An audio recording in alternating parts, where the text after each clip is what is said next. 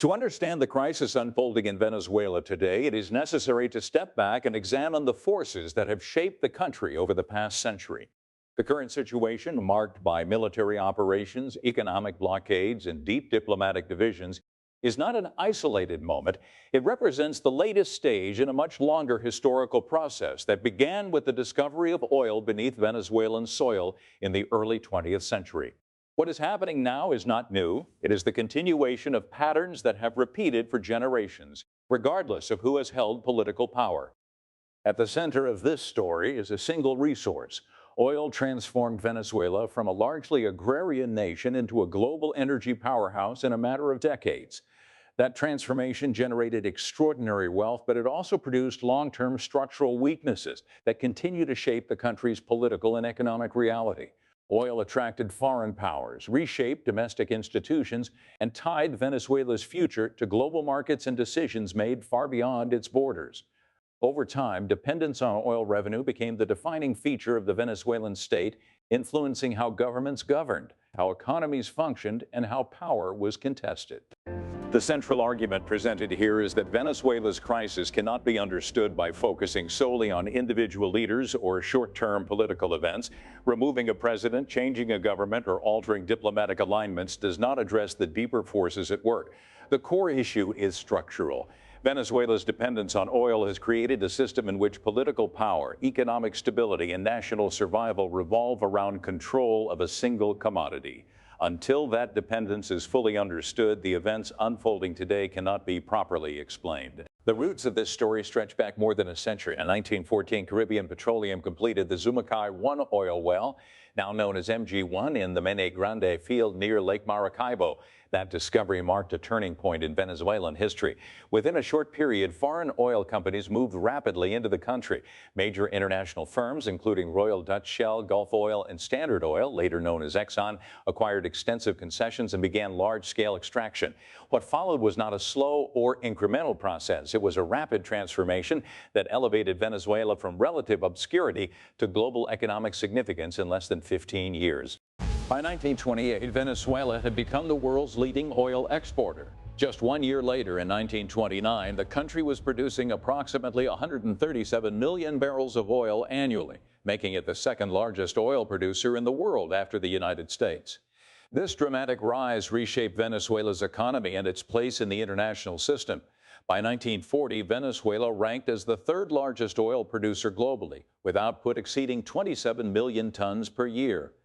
During the Second World War, Venezuela played a critical role as a supplier to the Allied powers, with oil production increasing by 42% between 1943 and 1944 alone.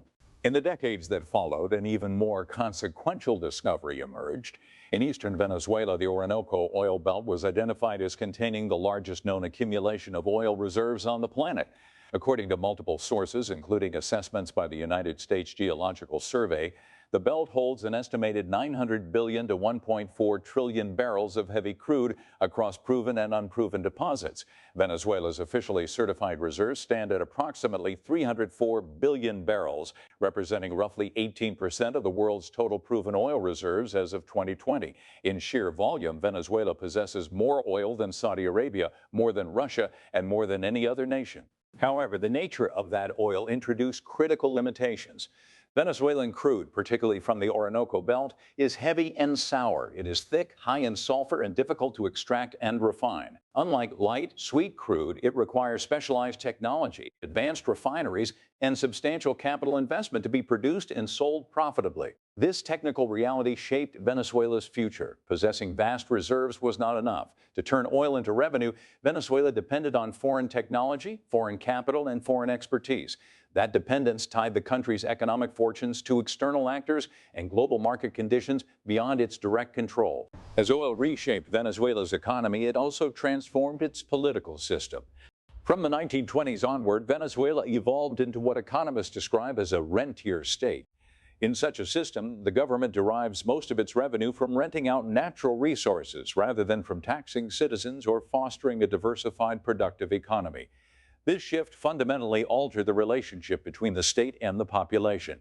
When government income comes primarily from oil exports, Political power centers on controlling the resource rather than cultivating a broad tax base or encouraging widespread economic participation. This dynamic became firmly entrenched during the rule of Juan Vicente Gomez, who governed Venezuela from 1908 until 1935. Under his dictatorship, oil wealth became concentrated within the state and a narrow elite connected to foreign companies. By 1929, Shell, Gulf Oil, and Exxon accounted for approximately 99% of Venezuela's total oil production. While revenues surged, the benefits were unevenly distributed. Agricultural production declined as labor moved toward the oil sector. And by the 1940s, Venezuela, once agriculturally self-sufficient, had become dependent on imported food. In 1943, a significant shift occurred with the passage of the hydrocarbons law under President Isaias Medina Angarita. The law required oil companies to share profits roughly equally with the Venezuelan government and stipulated that all oil concessions would revert to state control within 40 years. Despite concerns from foreign companies, oil production continued to expand. The law underscored a central reality. Oil wealth generated intense political pressure. Control of oil meant control of government revenue, and control of government meant political power. This feedback loop became a defining feature of Venezuelan politics for decades to come. By the 1960s and 1970s, Venezuela's oil dependency deepened further, setting the stage for the events that would follow. These developments would lead to the country's central role in global energy markets, the nationalization of its oil industry, and the political struggles that continue to shape its future. Those developments and their long-term consequences will be examined in detail as we continue this report. That brings us to the next phase of Venezuela's oil-driven transformation, where international coordination, soaring revenues, and growing dependence on a single commodity would further redefine the nation's political and economic trajectory. That story continues in part 2. As Venezuela's dependence on oil deepened through the mid-20th century, the country began to play an increasingly visible role on the global energy stage. In 1960, Venezuela was a founding member of the Organization of Petroleum Exporting Countries, known as OPEC. At the time, global oil prices had remained persistently low throughout the 1950s, largely controlled by major international oil companies. Venezuela's oil minister, Juan Pablo Pérez Alfonso, advocated coordination among oil-producing nations as a way to stabilize prices and regain influence over production and revenue. The creation of OPEC marked a significant shift. Venezuela was no longer simply a supplier of crude, it was positioning itself as a strategic actor within the global energy system. By the 1970s, oil had become overwhelmingly dominant within Venezuela's economy. More than 90% of the country's export earnings came from petroleum. Other sectors steadily declined as oil revenue fueled government budgets and shaped national priorities. When global oil prices surged during the 1973 oil crisis, Venezuela's income expanded rapidly. The influx of revenue financed extensive public spending, including infrastructure projects, subsidies, and social programs. The government became the central economic force in the country, distributing oil wealth through public employment and state services. However, this model introduced a critical vulnerability. Government spending rose and fell in direct relation to global oil prices. When prices were high, the state expanded rapidly. When prices declined, the system contracted just as quickly.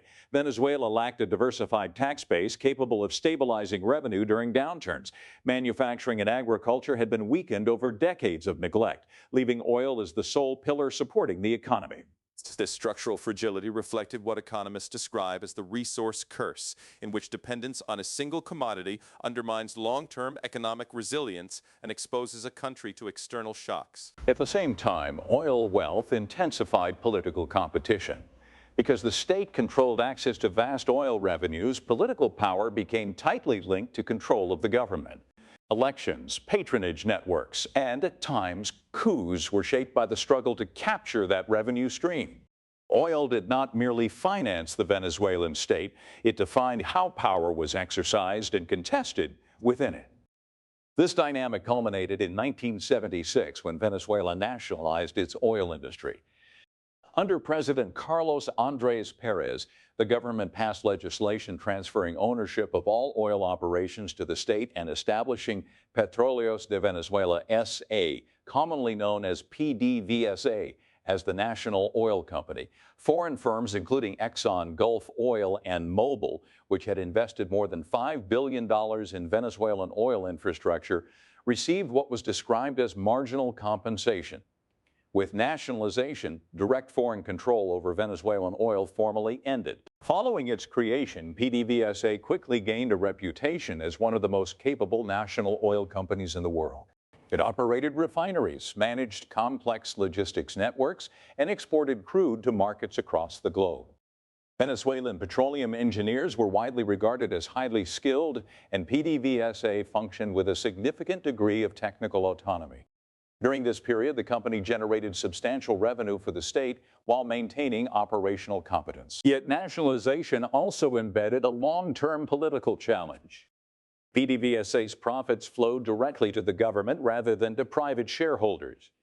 As a result, every administration faced strong incentives to use the company as a source of funding for political priorities.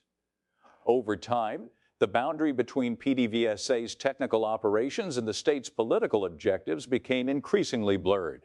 During the 1980s, Venezuela's vulnerability to global oil markets became fully apparent. A worldwide oil glut driven by increased production, reduced demand, and greater energy efficiency in industrialized countries caused prices to collapse. The impact on Venezuela was severe. Government revenue declined sharply, public spending contracted, and economic conditions deteriorated. By 1992, approximately 4 out of 5 Venezuelans were living in poverty. The oil-dependent economic model that had fueled earlier expansion now magnified the effects of the downturn. In response, the 1990s saw efforts to partially reopen the oil sector to private investment. PDVSA entered joint ventures with foreign companies in an attempt to increase production and attract capital. While output did rise, the underlying political tensions remained unresolved. Control over oil revenue continued to be the central prize in Venezuelan politics, reinforcing existing patterns rather than transforming them. A major shift occurred in 1999 with the election of Hugo Chavez as president. Chavez campaigned on a promise to redirect Venezuela's oil wealth toward social programs aimed at reducing poverty and inequality. He described his agenda as the Bolivarian Revolution, framing it as a fundamental transformation of the country's political and economic order. Central to this vision was a reassertion of political control over PDVSA. In the early 2000s, Chavez moved to bring the national oil company firmly under government authority. When PDVSA's management resisted increased political oversight, tensions escalated. These disputes culminated in the 2002-2003 national strike and attempted coup, during which thousands of PDVSA employees walked off the job. The strike severely disrupted oil production and exports, threatening the government's primary source of revenue. Chavez responded by dismissing approximately 18,000 PDVSA employees, nearly half of the company's workforce. Many of those removed were experienced engineers, geologists, and technical specialists. They were replaced by individuals selected primarily for political loyalty rather than industry expertise. This decision marked a turning point. The institutional knowledge and technical capacity that had underpinned PDVSA's earlier success were significantly reduced. As PDVSA became increasingly politicized, its role within the state expanded beyond oil production. Large portions of the company's revenue were redirected to fund government social programs known as missions. These initiatives supported housing, healthcare, education, and food subsidies. Oil income flowed directly into these programs, often bypassing traditional budgetary oversight mechanisms. This model was sustained during a period of exceptionally high oil prices in the mid-2000s, when global crude prices exceeded $100 per barrel. Between 1998 and 2008, the Venezuelan government received approximately $325 billion from oil production and exports. That revenue financed expanded state control over the economy and a broad array of public spending initiatives. However, the structural weaknesses within PDVSA and the broader economy remained unaddressed. Investment in maintenance, infrastructure, and technical development declined.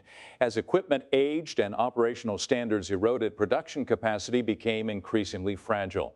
When global oil prices began to fall again after 2014, those vulnerabilities were exposed.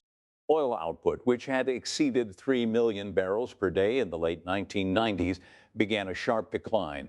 By 2024, production had fallen to less than 900,000 barrels per day, representing a reduction of more than 70%. The loss of revenue triggered widespread economic disruption, including hyperinflation, shortages of food and medical supplies, and a large-scale migration crisis. By 2024, more than 7 million Venezuelans had left the country. This collapse was not limited to mismanagement alone. It reflected the cumulative consequences of transforming a technically driven national oil company into a political instrument. As PDVSA's capacity deteriorated, the entire rentier state model weakened. Without stable oil revenue, the government's ability to sustain spending and economic control eroded rapidly. These internal developments unfolded alongside major shifts in Venezuela's international relationships, particularly with the United States. To fully understand how external pressures interacted with Venezuela's oil dependency, it is necessary to examine the evolving role of U.S.-Venezuela relations. That examination continues in Part 3.